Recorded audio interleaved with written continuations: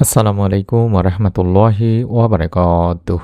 1 minute মাদ্রাসা YouTube চ্যানেলে সম্মানিত দিনী ভাই বোনেরা, আজ আমি আলোচনা করব শেষ রাতে একটি আমল নিয়ে বা একটি জিকির নিয়ে। মাত্র ২১ বার একটি জিকির যদি শেষ রাতে নিয়ম মেনে কষ্ট করে করতে পারেন, রব্বুল আলামিন চাহে তো সকাল হওয়ার আগেই মনের আশা পূরণের সুসংবাদ পাবেন। আমি আশা করছি আপনারা এই ভিডিওটির আমলটির নিয়মটি জানার জন্য হলেও মনোযোগ দিয়ে সম্পূর্ণ দেখবেন এবং এই নিয়মটি মেনে বা এই নিয়ম মেনে আমল করলে রব্বুল আলামিন আপনার আশা ইনশাআল্লাহ পূরণ করেই দেবেন। মনের মধ্যে শতভাগ বিশ্বাস নিয়ে তাই ভিডিওটি সম্পূর্ণ দেখতে থাকুন। রহমতের প্রহর বা সময় বলতে রাতের শেষ তৃতীয়াংশকে বোঝায়। ওলি আউলিয়ারা এই সময়কে ইবাদত বন্দেগীর উত্তম সময় হিসেবেও বেছে নিতেন। এ সময়ে নবী করিম সাল্লাল্লাহু আলাইহি ওয়াসাল্লাম ও সাহাবারা নফল নামাজ, কোরআন তেলাওয়াত, জিকির আজকার ও মুরাকাবা করতেন।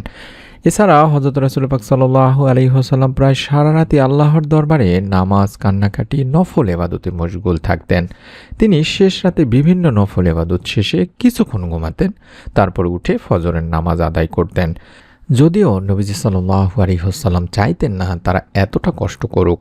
আমরা জানি রহমতের সময় হলো রাত ৩টা থেকে ফজরের আগ পর্যন্ত। এ সময় প্রকৃতি থাকে নীরব, পরিবার পরিজনও থাকেন ঘুমিয়ে, জাগতিক কোনো কাজকর্মের তাড়া থাকে না। ফলে এই সময় আল্লাহর ধ্যান বা মুরাকাবা, নফল নামাজ আদায়, জিকির আজকার, দরুদ পাঠ ও তাসবিহ তাহলিলের অতি উত্তম সময়। গভীর রাতের এই ইবাদতগুলো এত মন দিয়ে করা যায় যে এতে সাধকরা সাধনার সোপান অতিক্রমের উৎকৃষ্ট সুযোগ পান। রাতের তৃতীয়াংশের ইবাদতের কথা তাই কোরআন ও হাদিসের বিভিন্ন স্থানে নির্দেশিত হয়েছে। দিনী ভাই বোনেরা, বলা হয়েছে এ সময় আল্লাহ তাআলা বান্দার ডাকে অধিক সাড়া দেন। তিনি বান্দাকে অনুপ্রাণিত করতে থাকেন, তাকে ডাকতে বলেন, তার ইবাদত করে তার নৈকট্য লাভের আহ্বান করেন। সুবহানাল্লাহ। হযরত আবু হুরায়রা রাদিয়াল্লাহু তাআলা আনহু থেকে বর্ণিত, হযরত রাসূল পাক সাল্লাল্লাহু আলাইহি ওয়াসাল্লাম বলেছেন, আমাদের প্রতিপালক প্রতি রাতের যখন শেষ তৃতীয়াংশ অবশিষ্ট থাকে তখন প্রথম আসমানে অবতরণ করেন এবং বলতে থাকেন, হে বান্দা, আমার কাছে প্রার্থনা করো, আমি তোমার প্রার্থনা কবুল করব। আমার কাছে তোমার কি চাওয়া আছে চাও, আমি তা দান করব। আমার কাছে তোমার জীবনের গুনাহের জন্য ক্ষমা প্রার্থনা করো, আমি তোমার গুনাহ মাফ করে দেব। সহিহ বুখারী শরীফের সহিহ একটি হাদিস। এভাবে আল্লাহ তাআলা ফজরের আগ পর্যন্ত তার বান্দাদের ডাকতে থাকেন। আর যে বান্দা তার মাবুদ মাওলাকে ডাকার মতো ডাকতে পারেন, আল্লাহর নিকট কাকুতি মিনতি করতে পারেন, রহমতের আমলের বদৌলতে তার ভাগ্যের দরজা খুলে যায়। আমরা এই সময়টাকেই কাজে লাগানোর চেষ্টা করব দিনী ভাই বোনেরা, অর্থাৎ শেষ রাতে রাত ৩টা থেকে ফজরের আগ পর্যন্ত এই সময়টিতে আমরা ঘুম থেকে উঠে সুন্দর করে ওযু করে আল্লাহ তাআলাকে বেশি বেশি করে ডাকবো একটি ছোট্ট দোয়ার মাধ্যমে। মানুষের সবচেয়ে প্রিয় বন্ধু ও অভিভাবক হলেন আল্লাহ তাআলা। তাকে তার ইসমে আজমে ডাকলে তিনি বান্দার ডাকে সাড়া দেন।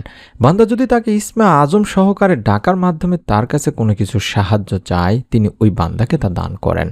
প্রিয় নবী সাল্লাল্লাহু আলাইহি ওয়াসাল্লাম তার প্রিয় উম্মতের জন্য এই সুসংবাদ হাদিসে পাকে উল্লেখ করেন, বান্দা যাতে আল্লাহ তাআলাকে তার ইসমে আজমের মাধ্যমে ডাকে এবং সাহায্য প্রার্থনা করেন।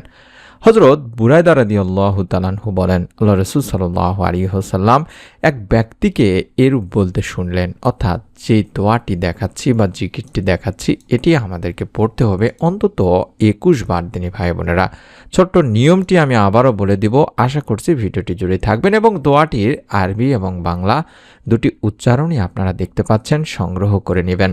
চাইলে দেখে দেখেও পড়তে পারেন, কোনো সমস্যা নেই। আল্লাহুম্মা ইন্নী আসআলুকা বিআন্নাকা আনতাল্লাহু লা ইলাহা ইল্লা আনতাল আহাদুস সামাদ আল্লাযী লাম ইয়ালিদ ওয়া লাম ইউলাদ ওয়া লাম ইয়াকুল লাহু কুফুয়ান আহাদ।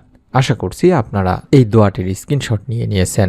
আল্লাহুম্মা ইন্নী আসআলুকা বিআন্নাকা আনতাল্লাহু লা ইলাহা ইল্লা আনতাল আহাদুস সামাদ আল্লাযী লাম ইয়ালিদ ওয়া লাম ইউলাদ ওয়া লাম ইয়াকুল লাহু কুফুয়ান আহাদ।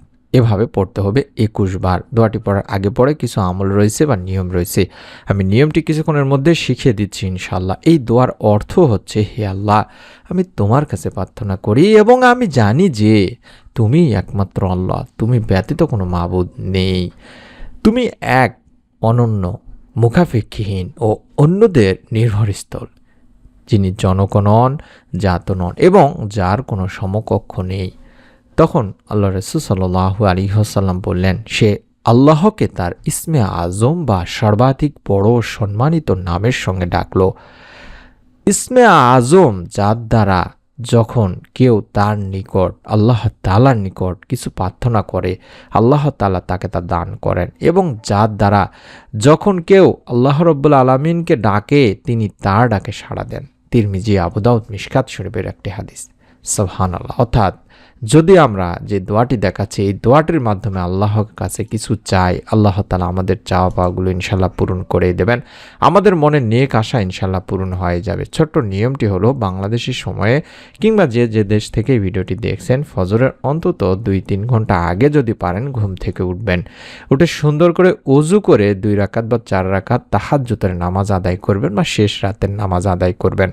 তারপরে অন্তত 11 বার দরুদ শরীফ পড়বেন, 11 বার ইস্তেগফার করবেন। চাইলে শুধুমাত্র সাল্লাল্লাহু আলাইহি ওয়াসাল্লাম, সাল্লাল্লাহু আলাইহি ওয়াসাল্লাম এভাবে এই ছোট্ট দরুদটি 11 বার পড়তে পারেন, এবং শুধুমাত্র আস্তাগফিরুল্লাহ, আস্তাগফিরুল্লাহ এভাবে 11 বার পড়তে পারেন।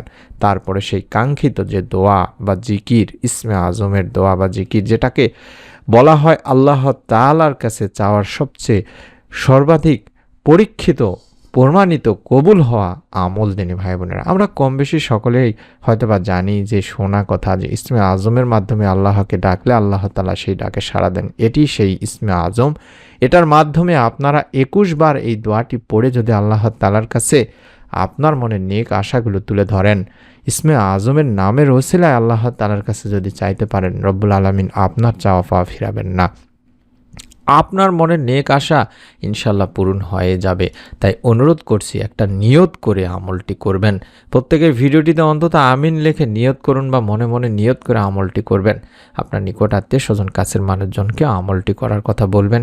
চাইলে ভিডিওটি শেয়ার করেও দিতে পারেন। এরকম নতুন আমলের ভিডিওগুলো যখনই আমরা তৈরি করে ইউটিউবে আপলোড দেব, তখনই যেন আপনি পেয়ে যান, দেখতে পান, মিস না করে ফেলেন। তার জন্য আমি যেভাবে দেখাচ্ছি এই সেম বাটনটি এই ভিডিওটির নিচে রয়েছে, আপনারা একবার চাপ দিয়ে বেল বাটনটির উপর চাপ দিয়ে রাখুন, নোটিফিকেশন পেয়ে যাবেন। ভিডিও দিলে সঙ্গে সঙ্গে দেখতে পাবেন। সকলে ভালো থাকুন, সুস্থ থাকুন। নতুন ভিডিও দেখার আমন্ত্রণ জানাচ্ছি। আসসালামু আলাইকুম ওয়া রাহমাতুল্লাহি ওয়া বারাকাতুহু।